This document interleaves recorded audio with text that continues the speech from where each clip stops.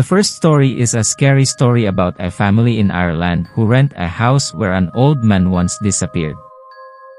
Many years ago, in the town of Ennis in County Clare, on the west coast of Ireland, there lived a man named Sir Michael Carey. The locals nicknamed him the Black Spider on account of his personality and general makeup. He lived all alone in Carey House, an old mansion on the outskirts of the town, and he seldom left his home or spoke to any of his neighbors. One dark night, there was a fierce storm that shook the windows and rattled the doors of every house in Ennis. The next morning, the Black Spider had disappeared and nobody knew what had happened to him. His house was simply abandoned and there was no trace of him to be found. Since he had no close family, the house was auctioned off to the highest bidder to pay off the old man's debts. The locals were a superstitious, God-fearing bunch, and soon, wild rumors began to spread throughout the town. According to the legend, that dark and stormy night, the devil had come to Ennis and spirited the old man away, leaving neither hide nor hair of him behind. The abandoned Carey House gained a fearful reputation, and many people believed it was haunted by the ghost of the Black Spider. The man who bought the house tried to rent it out, but nobody would dare to spend the night in it. The house lay empty for many years and everybody for miles around avoided it like the plague. Eventually, the old house was rented by a wealthy family from Dublin by the name of Leftwich. They owned a grocer's shop and there was almost a dozen children, mostly boys and one girl. The oldest child was a tall, red-headed strip of a girl named Nora who helped her mother with the cooking and took care of her younger siblings.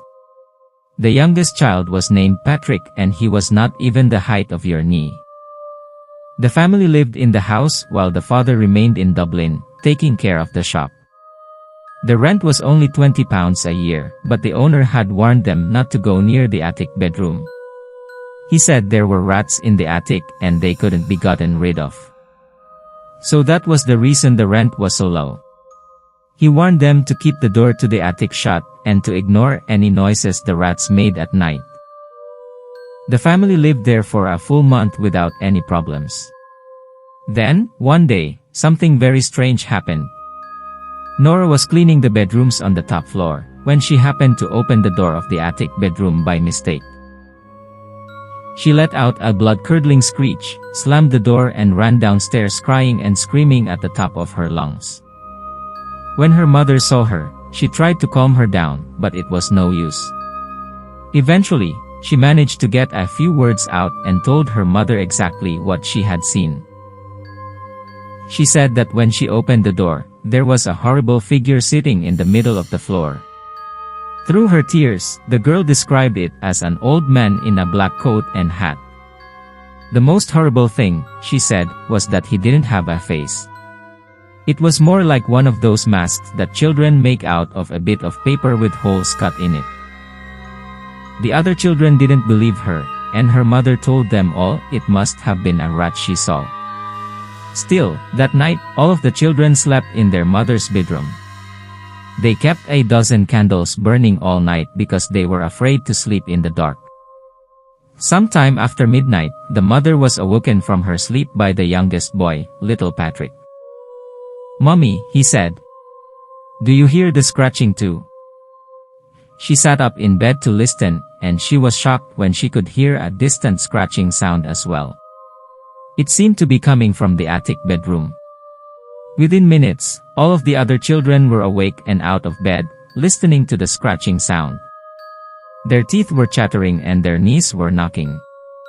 They opened their bedroom door and peered out into the darkened corridor. As they watched in horror, the handle of the attic bedroom door began to turn. They didn't wait to see what was coming out. Instead, they locked themselves in their mother's bedroom and didn't come out until the next morning. As soon as it was light, the terrified family began packing their bags and ordered 2 cars to take them back to Dublin. They were all ready to go when the mother suddenly stopped and looked around her like a hen counting her chicks. "Where's little Patrick?" she said. They all froze and stared at each other, eyes wide with fear. "I don't know," replied one of the other boys. But I thought I saw him go upstairs. Without another word, the whole family rushed up the stairs, and when they came to the landing, they saw little Patrick standing near the door of the attic bedroom. Before any of them had a chance to call out to him, the door suddenly creaked open, and a grimy black hand emerged from the darkness. It grabbed little Patrick and dragged him into the attic bedroom. They ran to the doorway and got there just in time to see Patrick being dragged up the chimney. Nora dived into the room and just managed to get a hold of the little boy's foot before it disappeared up the chimney. The girl pulled and struggled and screamed and bawled until the thing in the chimney let go of the child and he came tumbling down into the fireplace, kicking and thrashing and squealing like a little piglet. Nora didn't pause for a moment. She grabbed her little brother by the scruff of the neck and ran back downstairs with him and out into the front garden. There, his mother managed to calm him down, and the little boy told them what he remembered. He said he had been grabbed by a big black spider. The mother immediately called the police, and within minutes a car pulled up carrying the sergeant and one of his officers. When the sergeant heard the little boy's story, he went up to the attic bedroom and took a look around. When he came down again, his face was pale as a ghost. "Go back to the police station," he said to his officer. "And fetch me 2 shotguns with ammunition. Be quick about it. I'm a brave man, but I don't want to be here any longer than is necessary." The police officer hurried off, and 10 minutes later, he returned with the shotguns. "Maybe it was a ghost they saw," said the officer. "Maybe it's a priest and holy water we need for this job instead of you, me and these guns." "Take off your boots," replied the sergeant. "This is no ghost. Ghosts can't pull children up chimneys." They took off their boots and, with the loaded shotguns in their hands, they crept up the stairs as quietly as possible, without making a sound. When they got to the attic bedroom, they squatted down on each side of the chimney and waited. For a while, all they could hear was the ticking of the sergeant's watch, and the sound of their own hearts beating fast. Then, all of a sudden, they heard a noise like something scratching and scrambling down a drain pipe. "It's coming down," hissed the officer. "By God, it's not," said the sergeant, and with that, he shoved the muzzle of his shotgun up the chimney and pulled the trigger. There was a deafening bang, and the chimney exploded with the force of the blast. When the dust settled, they found something black and twisted curled up in the fireplace. When they hauled it out and stretched it out on the floor, it looked like it was an old man, or at least something that had once been an old man, but it had the arms and legs of a spider, and a horrendous face that didn't look like it had ever been human. There it lay on the floor, as dead as a doornail with a hole in its chest the size of a man's fist. But the strangest thing of all was that there wasn't a drop of blood to be found anywhere. "Cover that wretched face," said the sergeant, and they threw a blanket over it so they didn't have to look at it a moment longer. Later, when they took that chimney apart, they found a little hidden room behind it, all littered with the bones of rats and birds' feathers.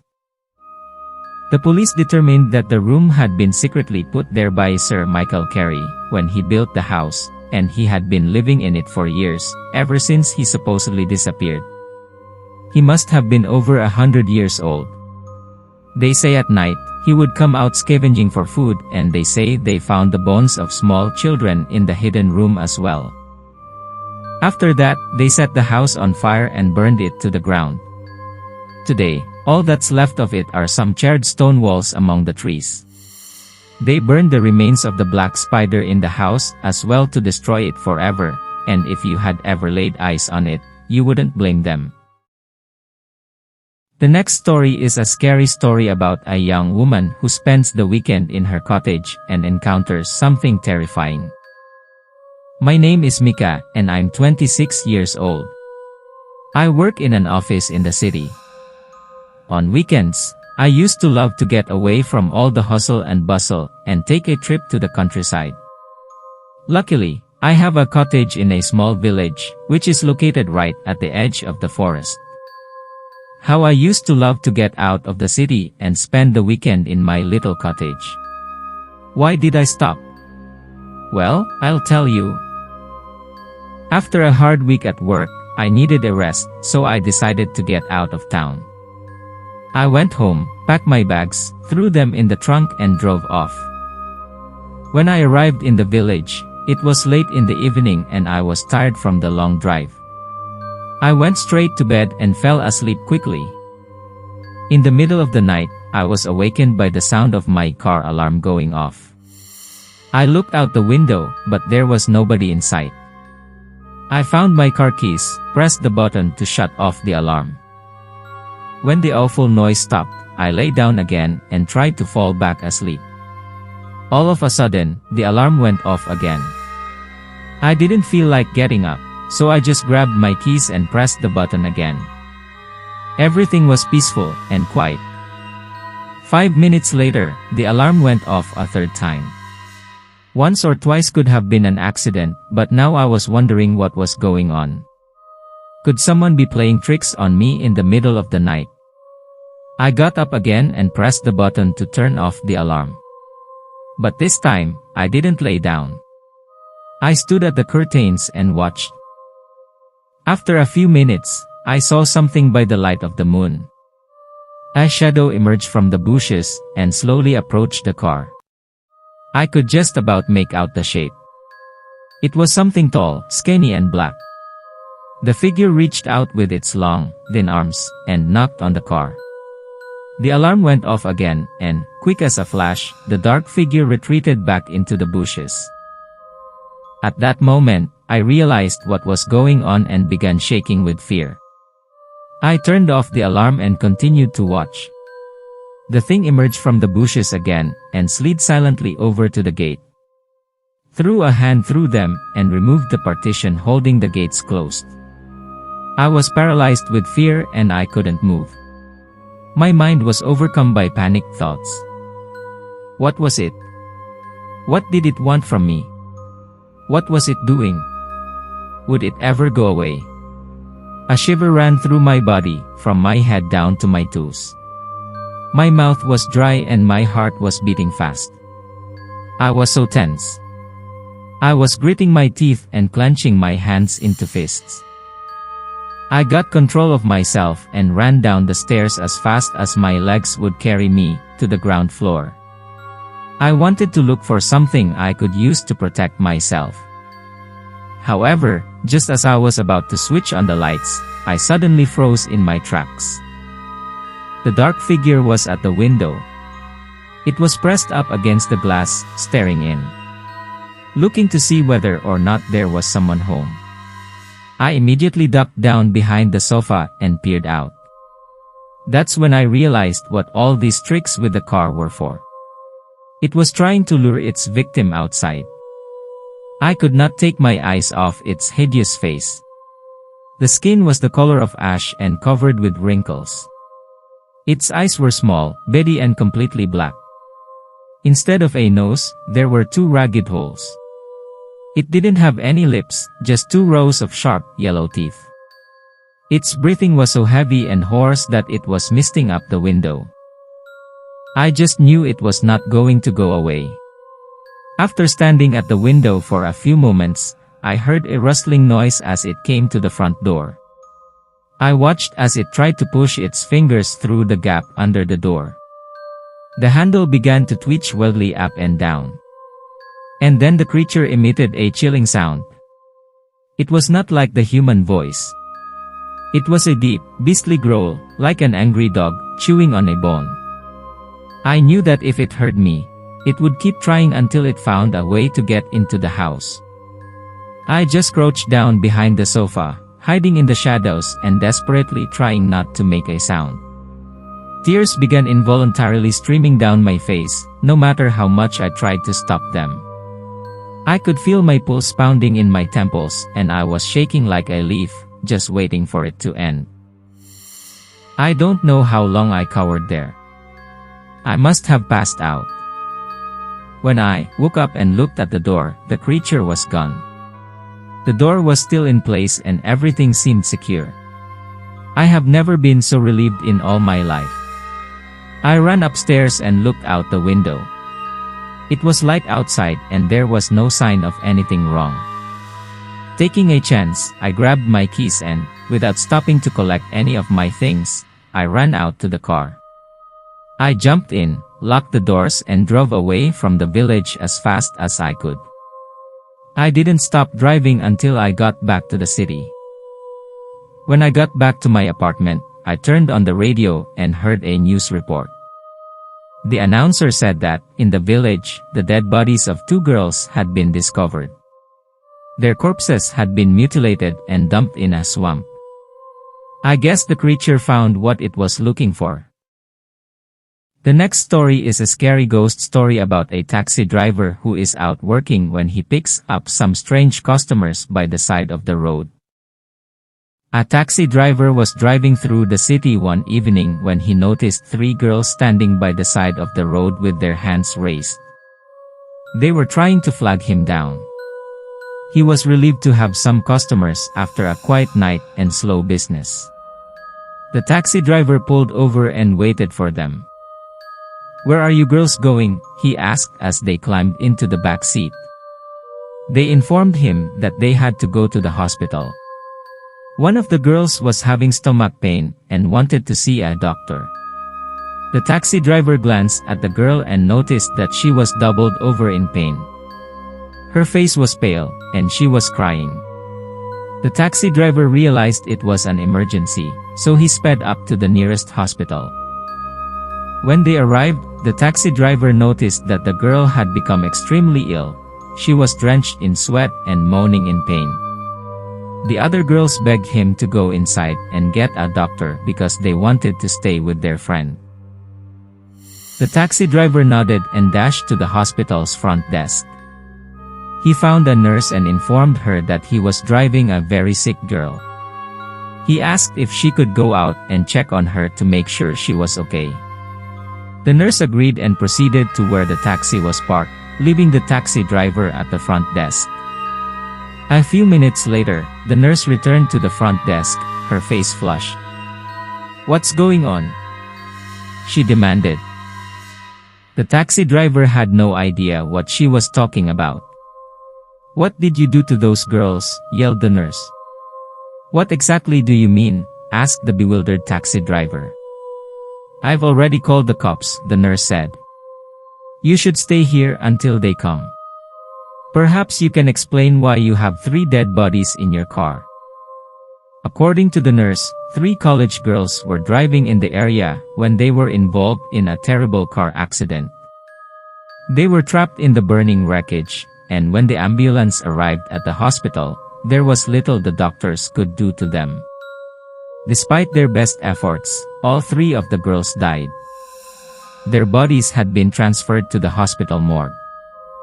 However, the dead bodies in the taxi were unmistakably those of the 3 college girls.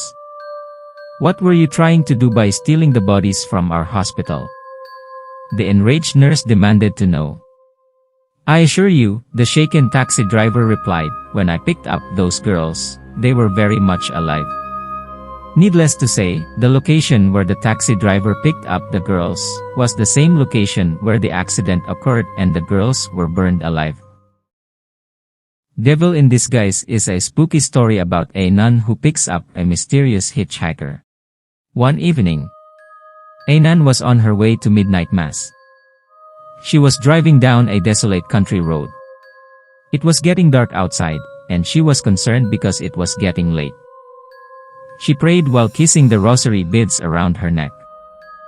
She looked at the clock on her car radio and saw that it was exactly 12 a.m.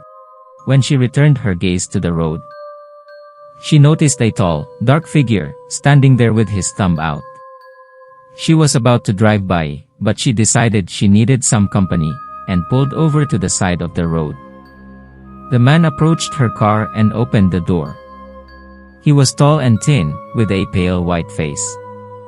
He was dressed in a huge overcoat and a big black hat. "Would you like a ride?"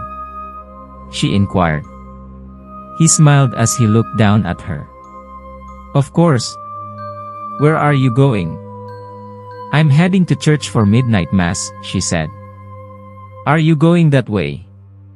Thereabouts, he said as he got into the back seat of the car. Thanks for stopping. Usually, no one stops for hitchhikers this late at night. The nun smiled and drove on down the road. On the way, she told the man all about her life and her faith. He listened and laughed once in a while. As the church came into view, he leaned forward and motioned for her to come to a halt. Are you sure? Said the nun. I think I could take you a little further. No, I'll be fine right here, he said as he walked out. I'll just walk. Actually, someone is on their way to get me. This is very close. Are you sure? She asked again, as she appeared to enjoy his company. No, but thank you for the ride, Clarice, he said as he walked down the road. She then pondered. I never introduced myself to him. She got out of her car and screamed as she looked down at the tracks he had left. There were hoofprints where his footprints were. She drove to her destination, went to the church, and informed the priest of what had occurred. She showed him her car, which had a devil sign in the back seat. She was discovered dead in her car the next morning, right where she had dropped off the hitchhiker. The title of the next story is, I See You, You See Me. It is a spooky story about a young man who defies an old superstition by making plans with his girlfriend. In the Philippines, there are numerous superstitions. Some of these ancient beliefs have been passed down from generation to generation, while others are followed as a result of elders' warnings and past experiences. One well-known superstition holds that you should never make plans with friends or family outside in the dark. The reason for this, according to the elders, is that there are always things lurking in the darkness, listening and waiting for the perfect opportunity to trick, exploit, and destroy you. This is a story about an incident that occurred when my grandfather was a young man. His name was Jose, and he was only 20 years old. He was a fisherman in a small coastal village where he was born. He was still living with his mother, and his girlfriend, Raven, was just down the street. Her family had a small boat and fished in the same area that Jose did. After finishing work one night, he met Raven, and they went out for a quiet drink together. They decided to return home after the bar closed, and their route took them past an old cemetery. They were only guided by the light of the moon as they made their way down the lonely country road. Hey, Raven, let's leave a little early tomorrow so we can cast our nets out before everyone else gets to the shore, Jose said to his girlfriend when they arrived at his house. That's a great idea, Raven said. We can leave tomorrow around 5 a.m. while it's still dark. I'll come to your front yard to pick you up, so be ready when I call. See you in the morning, Jose said as he kissed her goodnight. They exchanged greetings before parting ways. Early the next morning, Jose was awoken by the sound of someone calling his name. Hello, Jose. Get up. Let's get started. Jose dragged himself out of bed and gazed out the window. Raven was standing in the front yard, staring at him. He looked at the time and saw that it was 4:30 a.m. You're early, he said. Give me a minute. Hurry up, Raven shouted. The sun will shine soon. Jose quickly dressed and gathered his belongings. When he dashed downstairs and opened the front door, he saw Raven walking down the street. Hey, wait for me, Jose called anxiously, but Raven did not turn around. She simply kept walking.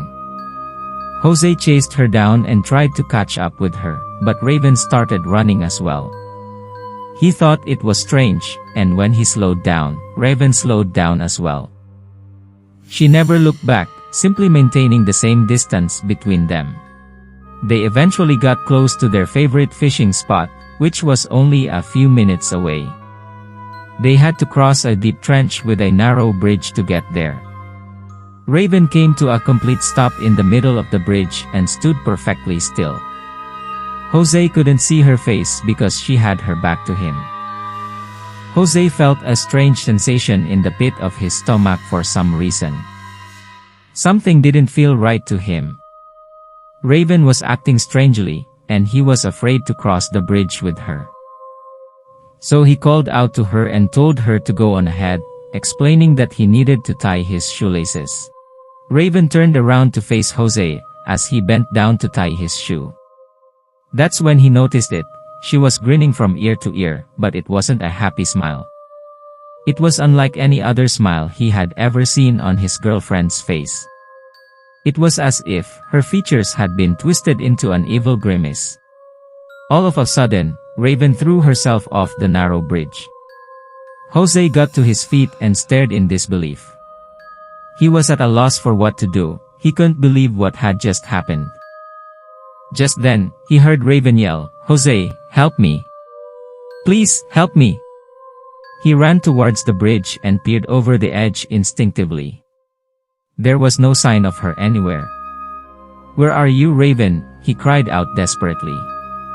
"I can't see you." He just kept hearing Raven's voice yelling, "Help me please. Please help me." Jose was about to jump into the trench to save his girlfriend when he came to a halt. He hadn't realized it until now, but Raven was laughing in between her screams. But it wasn't a normal laugh. It appeared maniacal and mischievous, almost diabolical. Jose felt the blood in his veins freeze. He backed away from the bridge, shaking like a leaf. He had a feeling he was in danger. His instinct told him to turn around and run the other way. He dashed down the road as fast as he could towards his house. Jose was terrified and ran straight into his house, where he went upstairs to wake his mother. She was lying in bed when she noticed Jose's pale face and realized something was wrong. Her son could hardly speak. He was overcome with fear and guilt. He couldn't shake the feeling that he had abandoned his girlfriend to drown back there. "What's wrong, Jose?" asked his mother. "You appear to have seen a ghost." "I'm not sure, Mama," he said quietly. "I think something horrible has happened to Raven." His mother wrapped her arms around him as he cried on her shoulder. Just then, he heard a voice calling him from the yard. "Hey Jose! Get up! Let's get started!" He stood up and gazed out the window. Raven was standing in the front yard, staring at him. He looked at the time and saw that it was 5:10 a.m. "I'm sorry for being late," she apologized cheerfully. The Backyard is a scary story about a young boy who sees something terrifying in his garden one night. His parents had recently relocated to the suburbs. Billy was eager to get settled in and have his own room. He chose the bedroom with a large window overlooking the backyard. The family quickly moved their belongings in and then went to bed. Something strange happened the first night Billy slept in that room. Billy was awakened in the middle of the night by strange moans and screams. They appeared to be coming from the outside. Billy yelled for his parents, and a few seconds later, they burst into his room. "What's the matter?" asked his father, anxiously. "Something is in the backyard," Billy exclaimed. His parents checked and discovered nothing. They reassured Billy that nothing was there and sent him back to bed. Billy heard the noises again the next night. They were even louder this time. Billy mustered the courage to look outside. He saw 3 shadowy figures standing in the backyard as he peered through the curtains. They were glaring back at him with glowing red eyes. As they got closer to his window, the figures seemed to be pointing at him. Billy rushed into his parents' room and jolted them awake. He told them about the figures outside, but when they got up to look, they couldn't find them. His parents told him he was probably dreaming, and he reluctantly returned to bed. He heard the noises outside his window again the next night. When he turned over in bed, he was horrified to see a bony skeletal face staring in at him through the window. It held a long, sharp knife in one hand. It was scratching the window with its other hand. Billy quickly hid his head under the covers, trembling with fear. Billy jumped out of bed and cautiously peered out through the curtains when the scratching finally stopped. The three figures had vanished. Instead, three freshly dug holes appeared in the backyard.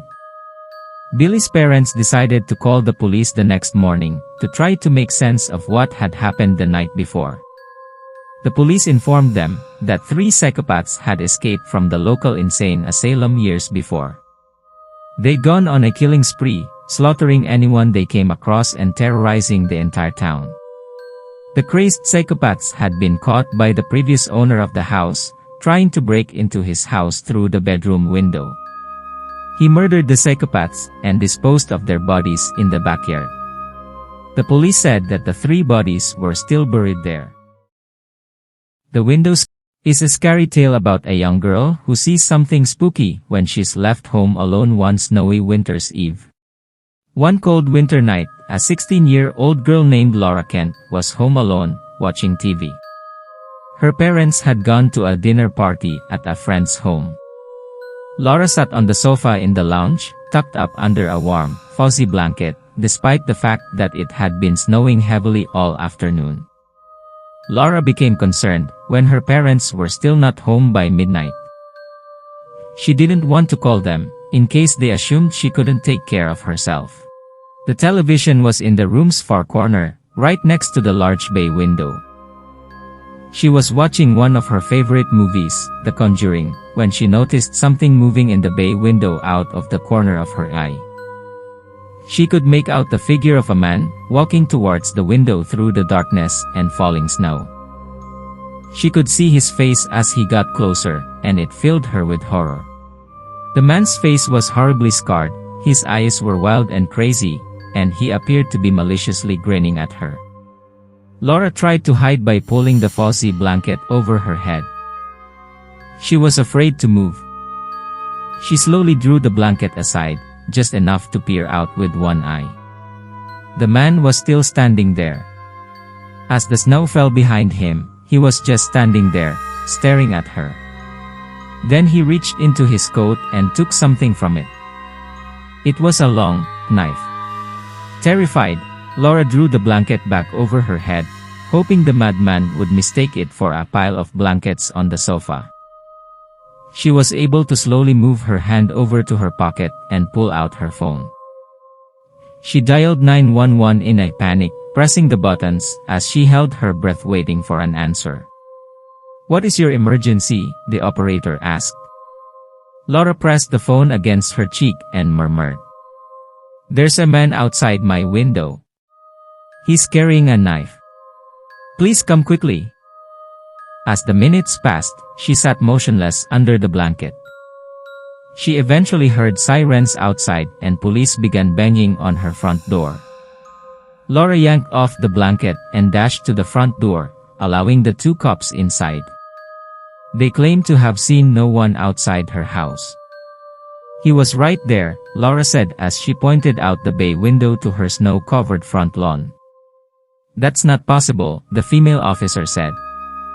"There couldn't have been anyone out there. The snow has not been disturbed in any way. Someone would have left footprints if they were there." "But he was standing right there, staring at me," Laura pointed out. "I witnessed him with my own two eyes." "You know, your eyes can play tricks on you," the male officer explained.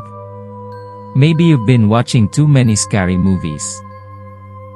When the officers turned to leave, the female officer abruptly came to a complete stop. Laura had been sitting on the sofa when she pulled it back. In shock, her jaw dropped and her eyes widened. Laura and the male cop gasped. There was a trail of wet footprints and a discarded knife on the carpet behind the sofa. "You weren't looking at the man outside the window," the female officer pointed out. "You were looking at his reflection. He was standing behind you the whole time.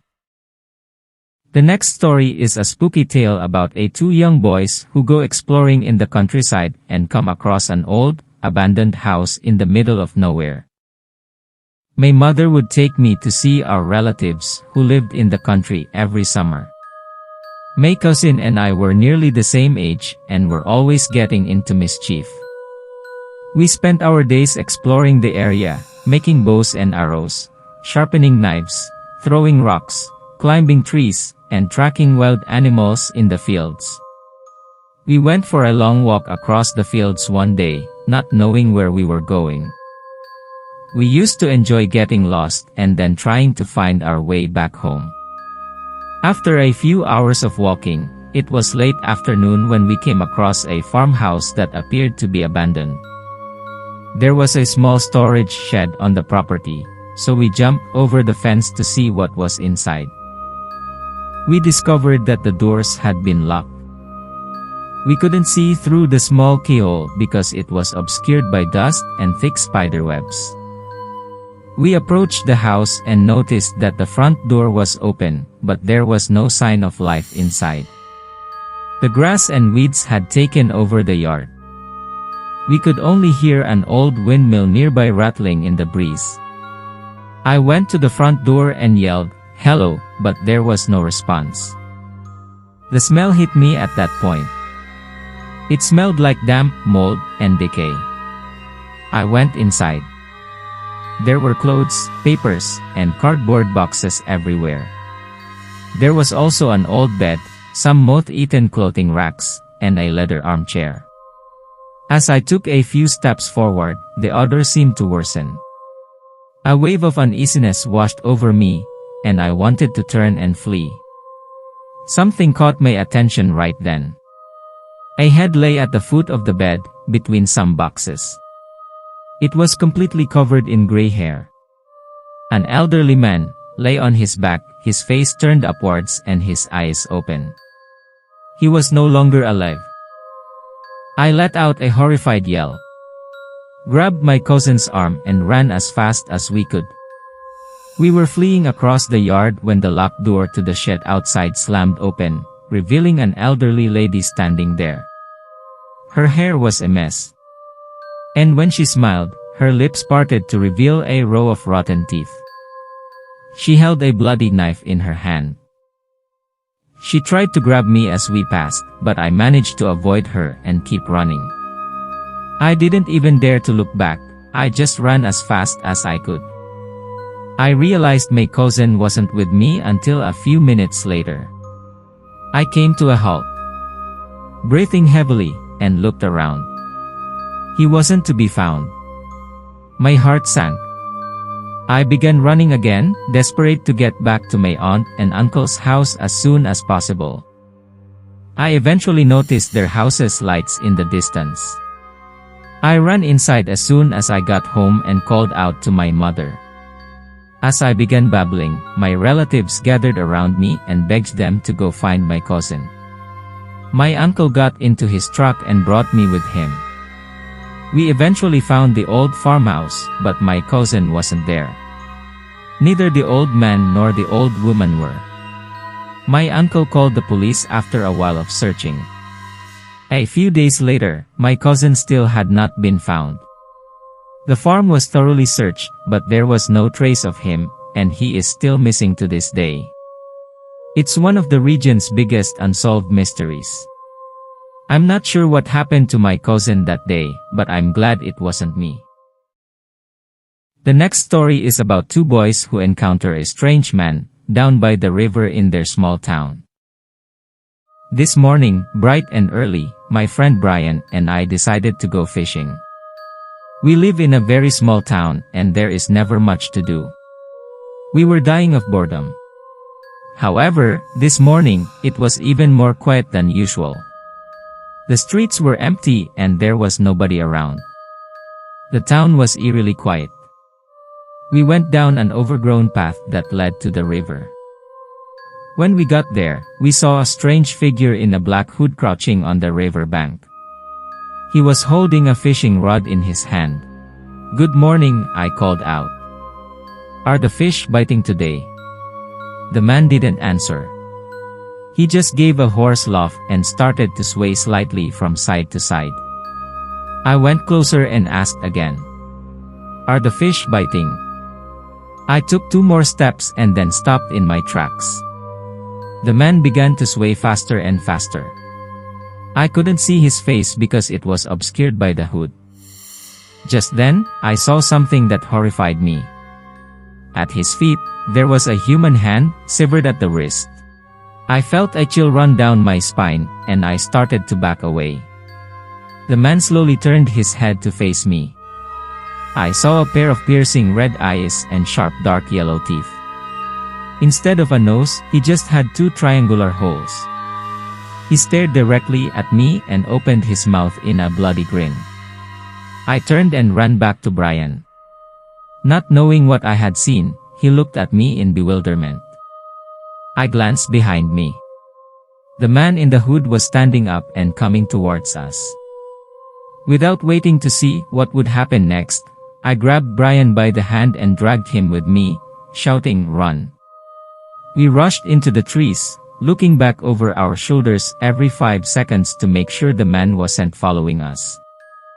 We sprinted through the undergrowth and made our way to the police station.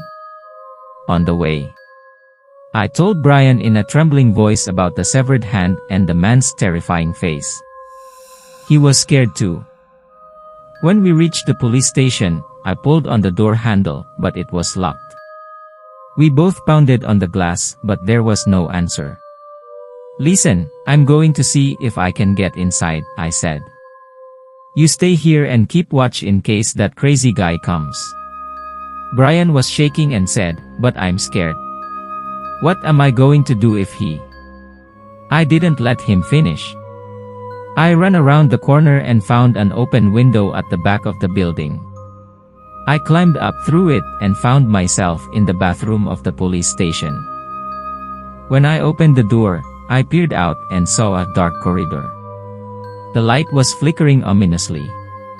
Summoning all my courage, I walked down the hallway and came to an office. The room was empty and there were papers and furniture strewn across the floor. The phone was broken into pieces and the desk had been overturned. Just then, I heard someone shouting. It was coming from the street and it sounded like Brian. I was about to rush to the front door and let him in when I heard a rustling sound. Suddenly another door in the corridor opened and I saw a figure lurking in the darkness. "Who's there?" I demanded.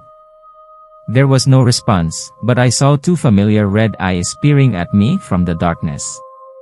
I froze in horror.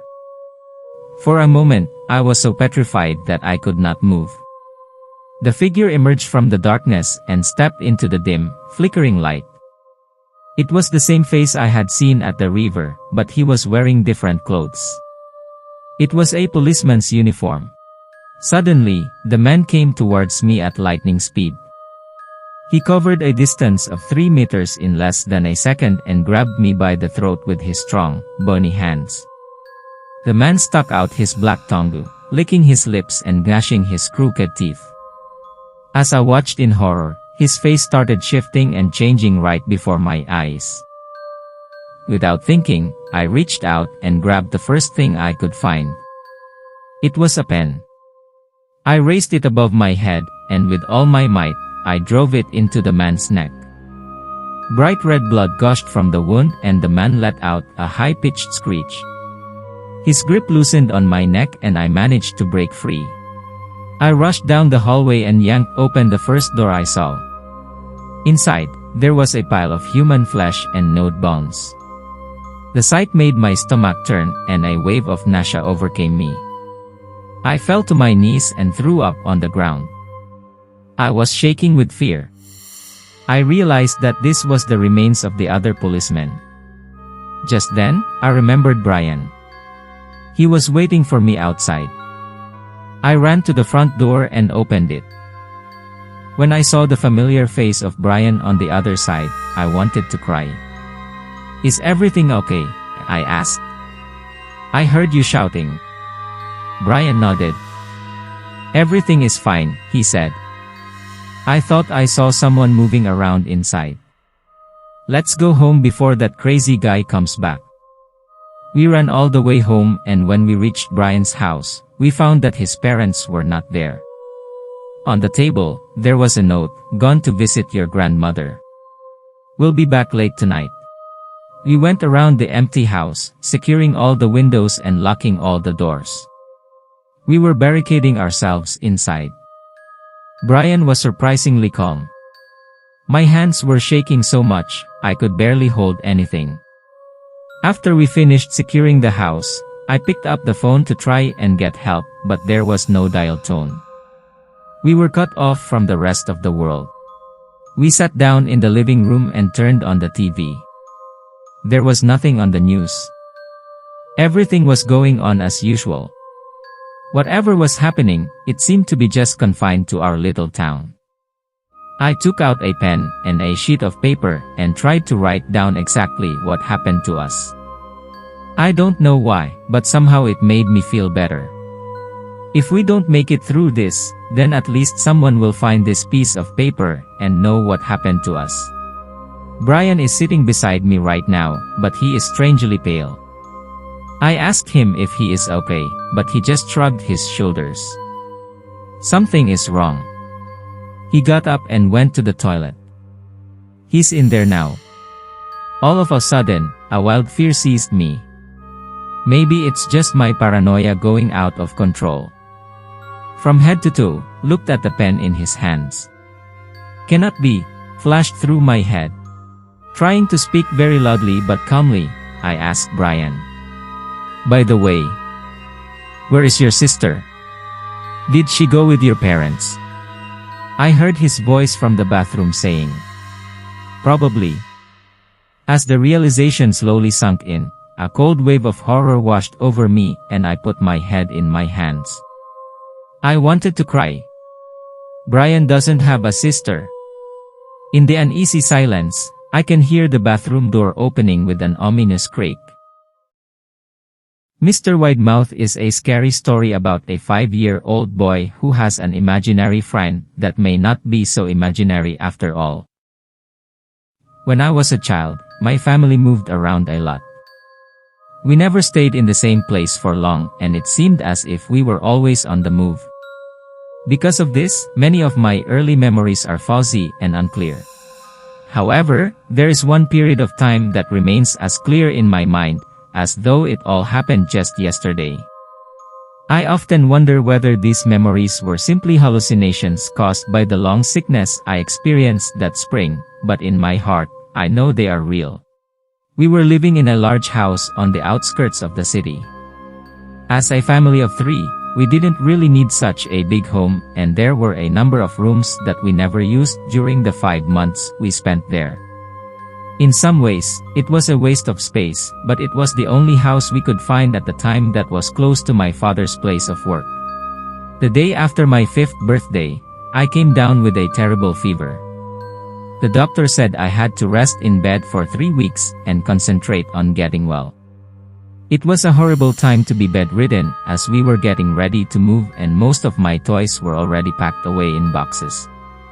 My bedroom was almost empty, and I had very little to keep myself entertained.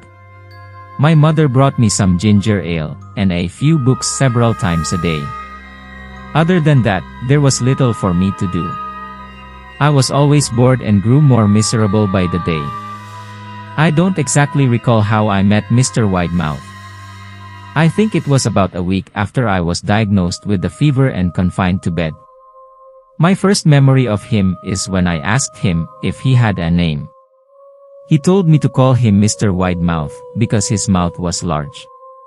In fact, everything about him was large in comparison to his body, his head, his eyes, his crooked ears, but his mouth was by far the largest. "You look kind of like a Furby," I said as he flipped through one of my books. Mr. Widemouth stopped and gave me a puzzled look. "Furby? What's a Furby?" he asked. I shrugged. "You know. The toys. The little furry robots with the big ears." You can pet them and feed them, almost like they're real pets. Oh, replied Mr. Widemouth. You don't need one of those. They aren't the same as having a real friend. I remember that Mr. Widemouth seemed to disappear every time my mother stopped by to check in on me. I hide under your bed, he later explained. I don't want your parents to see me because I'm afraid they won't let us play together anymore.